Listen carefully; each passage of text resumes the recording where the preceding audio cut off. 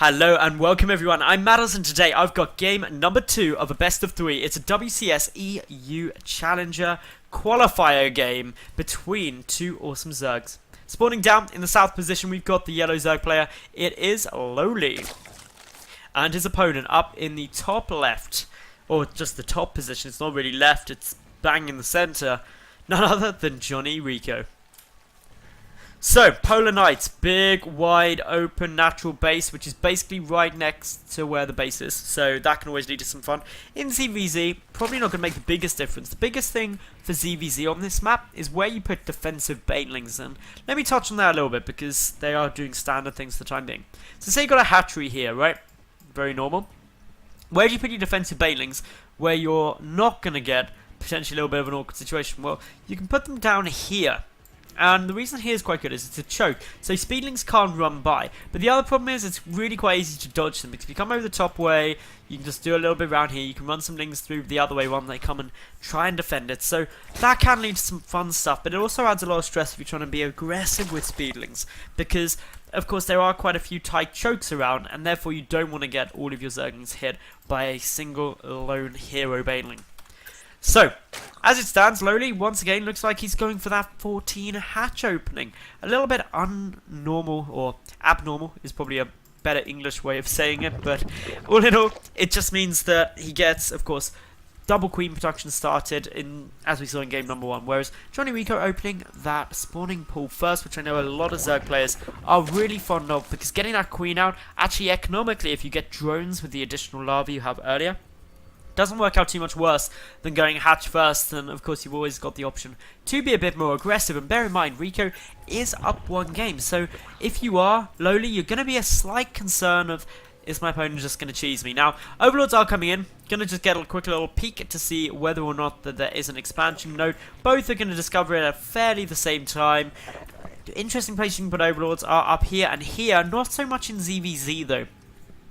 The reason I say not so much in ZvZ is you don't really need an Overlord here, and it's very easy to get picked off by a Queen if one of their own Overlords makes their way through. Best place to put Overlords, of course, in ZvZ is straight along the attack paths, everywhere you can. Any attack path, try and get it done just for quick speedling detection. Now, gas-wise, we see that LoWeLy started his gas 16 before that of JonnyREcco. It's not a huge amount, but a bit more than it was in game number 1. And remember, in game number 1, LoWeLy did get ahead in terms of the lair timing, the spire timing, and the Mutalisk numbers early on. So this could play out to be influencing, but for the most part, probably just going to be a fairly standard game here. LoWeLy, of course, with his double queen production getting started. The big question now is, do we see any drones pulled from gas? Do we get more banelings? Do we get, say, something a bit untoward, maybe some roaches? Or are they both just going to rush their way up to Mutalisks, as we saw in the first game? Both are very viable options. Both lead to completely different outcomes, but we'll have to keep our eyes peeled for exactly what they do have planned. Now, no LoWeLy.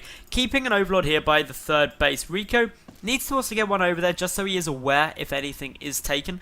And the reason it's important to keep an eye note on the third base is because, as we saw in the first game where LoWeLy was able to deny JonnyREcco's for a while, it can be really beneficial. It cuts out 200 potential gas, and especially if you're both going Mutalisks, that's a big factor in how the mid-game can play out if you don't recover off from it. So I like this. Baneling Nest coming down for Rico. Though the Baneling Nest for Johnny is up in the main base, whereas for LoWeLy, it's on the low ground. This creates some tighter chokes, also leaving just enough room for the Queen to get in the middle, just so that if there is a speedling run by, this Queen has less surface area, so of course the melee Zerglings can't deal as much DPS. Now, as it stands, both players approaching the 100 gas mark again. LoWeLy could start his lair imminently. And as I say that, boom, there it goes. JonnyREcco's lair should be starting up imminently as well. Okay, I'm not going to get lucky twice in a row for them to do it instantly, but should be coming down pretty soon. There we go, all looking good. And once you get these lair timings, there's not too much difference between them, about 15 seconds. So actually this is fairly a repeat of game number 1, the only difference being the tile set of the map. But yeah, one speedling going to make its way forward, going to confirm the timing of the lair. Also the gas is getting taken. That just screams to LoWeLy, hey, I think he's going to go for Mutalisks. Unfortunately, Rico hasn't confirmed the same, but what he has managed to see is that there's a gas here. He can probably assume there's another gas. Hasn't checked up in the main though, so it could be some cool mind games, but generally speaking, Muta on Muta is one of the more common options in ZvZ. So everything all cool. We need to see when thirds are getting taken. Rico is going to be the one securing up the third base fractionally sooner, but can he hold it? That's the question. LoWeLy, once more, 10 lings rallied over. Is Johnny going to be able to get enough to defend? Well, currently he's up in the... Oh, actually, no, he's fractionally down. He's down by 4 Zerglings. Needs to get some Banelings over there pretty quick, just to make sure that he can keep it alive. He doesn't really want to cancel this third. Not only is it 75 minerals gone for nothing, but it's the delay in getting that additional gas. So 2 Banelings waddling fairly quickly. Rico keeping both Speedlings alive, although only just does wandering. Gets 1 detonation off. Needs to be nice and careful. Gets a second good detonation. That will give him the advantage in terms of Zergling numbers. Also getting in another defensive Baneling, scaring the rest off, but reinforcements are on their way through. These kind of really tight, close trades are always incredibly stressful. It's also quite difficult to judge the trades as well, because you don't know exactly how many lings your opponent is producing at any one time. You do have an inclination just due to the fact that you've got Overlord placement quite well, as Rico has, as LoWeLy has, but it's counterattacks as well. Johnny now, with a lot of lings, rallied over towards the third base of his opponent. What is LoWeLy going to do in reaction to this? Will he go on the aggressive? Will he come back to defend? Well, as we see, a couple of lings are on their way over, but there's far superior numbers for Rico at the moment, and there's no Banelings here as of yet. LoWeLy trying to waddle these through, but JonnyREcco should now be able to force a cancel of that, and the cancel doesn't even go down. That's problematic. LoWeLy losing a lot. That Baneling nearly got a miracle detonation, but unfortunately, Johnny just managed to recover from it in time. Now, JonnyREcco's own third hatch is taking a bit of fire. Unfortunately, there's not too many lings. There's only a grand total of 4 there, which will take a long time. But remember, Banelings are waddling their way forward. A lot of lings coming through. JonnyREcco does have a few Mutalisks in production. LoWeLy doesn't actually yet have any Mutalisks on the way out. So he's only just started up the +1 carapaces at a similar time, but defender's advantage should be quite good for Rico. He ideally wants to keep this third. That's why we're seeing Queens get pulled over. One Queen does have enough energy for a transfuse.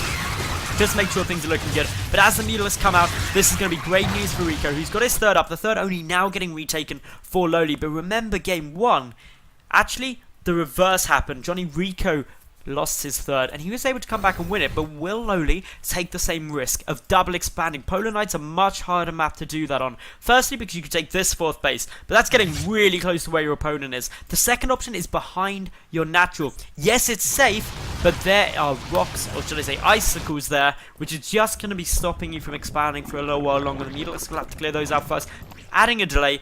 2 Spore Crawlers coming down at the third base there. JonnyREcco desperate to keep that alive. Also has 1 up in the main base too, just making sure that any Mutal harass won't do too much. Engagement in the center. LoWeLy does have 1 more Mutalisk, but a quick retreat. Unfortunately, this Overlord will probably be sacrificed to save the Mutalisks, but with the 2 spores up, it's all looking fairly good now for JonnyREcco to hold that base. Where is LoWeLy going to try and find an opening of attack? Well, he can find the odd Overlord just scattered around, or a big group of Overlords with only a Queen defending them, but that would just be a bit of a treasure trove if he was able to knock it down. Smart play prioritizing the extractor if he was able to get that. Obviously, that cuts down the Muta production of JonnyREcco by about 1 a minute, but remember, it's these gas guys that are important, the 5th and the 6th ones. Only now can LoWeLy start utilizing those. JonnyREcco has had a long time where he's been mining about 200 more gas a minute, 2 more Mutalisks a minute, and that is starting to add up. We can see that JonnyREcco's got 300 gas banked, and he's still 1 up in the Muta count, starting the +1 flyer attack. Not yet actually getting many more Mutalisks. He's saving most of that money just to get some more Overlords and also a few more drones, as opposed to using the minerals to make the Mutas. But there we go, 4 in production now, all looking good. JonnyREcco doesn't actually have any Overlords to check on the 4th base anymore, because the Mutas have taken those out. We do see a flood of lings making their way across, as well as a good number of Mutalisks. Muta and Mutified coming down in the center of the map, but LoWeLy managing to sneak slightly more Mutalisks out temporarily, but that would soon change. Now, Rico lost the Baning there, but he does have defensive lings of his own, so we'll be able to keep this third up. In though come the Mutalisks in the main, LoWeLy will snipe off that extractor at the cost of nothing, meaning that the production or the gas income for Rico is going to be hurt a bit. LoWeLy, though, still sitting there on equal gases. He hasn't yet, in my opinion, made up for the fact that he lost that third, especially without the cancel. Needs to make something more happen there. He's going for the +2 flyer carapace, whereas REcco going for the +1 flyer attack.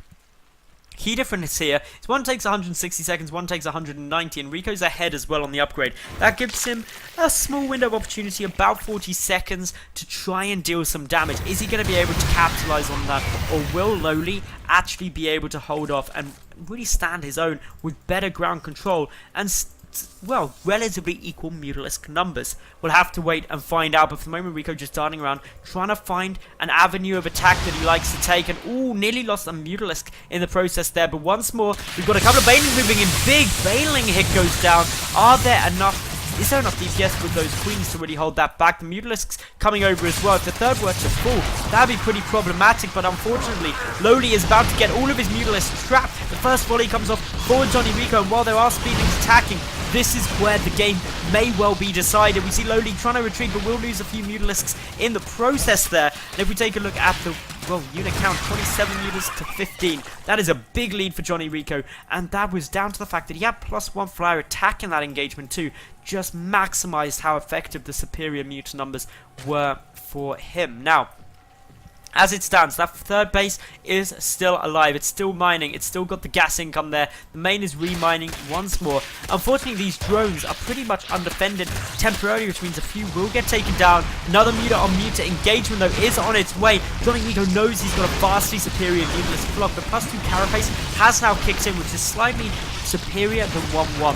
And that's why we're seeing REcco now retreat back, trying to find a better opportunity, and that's a smart play to make. LoWeLy, though, knows that with the +2 carapace compared to 1-1, he's able to trade slightly better in just flat Muta on Mutalisk engage. Unfortunately, though, JonnyREcco does still have a couple more Mutalisks. He's also producing more at the moment. That's going to be beneficial for him. Another trade coming down here. We can see the JonnyREcco coming out better here, just reaching that critical mass of Mutalisks a fraction sooner. Each volley is picking off a lot. LoWeLy in some trouble. That queen could have been in the fight sooner. Needs to transfuse a couple of those Mutalisks. Does now do so exactly as he should, but unfortunately JonnyREcco's Mutalisk flock already looking pretty terrifying. GG is called, and JonnyREcco will 2-0 this series to advance forward in the bracket. Remember, this was a WCS EU Challenger qualifier game from Season 3. I hope you did enjoy it. If you did like the video, leave a cool comment. Tell your friends, your family, your dog. If your dog has a YouTube account, make him subscribe too. But anyway, thank you very much for watching, and I'll catch you tomorrow for yet another new game.